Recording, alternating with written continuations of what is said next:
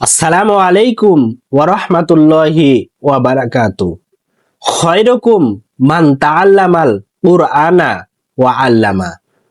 সবচাইতে ওই ব্যক্তি উত্তম যে ব্যক্তি কুরআন শিক্ষা করে এবং অন্যকে শিক্ষা দেয়।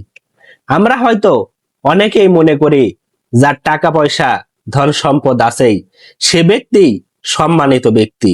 আসলে ঠিক তা না। হাদিসে তো এটাই জানা গেল যে ব্যক্তি কোরআন শিক্ষা করে এবং অন্যকে শিক্ষা দেয় সেই সর্বোত্তম ব্যক্তি।